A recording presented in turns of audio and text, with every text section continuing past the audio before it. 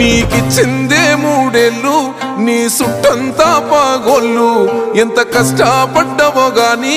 తూడ్చావేమో కొన్నిళ్ళు కొమురెల్లి మల్లన్న తీరే నీ కోపము కొట్లాడినవేగా అసెంబ్లీలో మా కోసము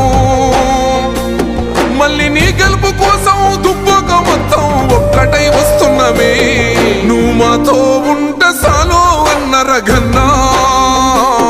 సుడిగుండాలే దండాలు పెడతాయిలే మా కన్నా నువ్వు మాతో ఉంటే సాలో అన్న రఘన్నా నిన్ను మించి నోడే లేడే దుబ్బాక కన్నా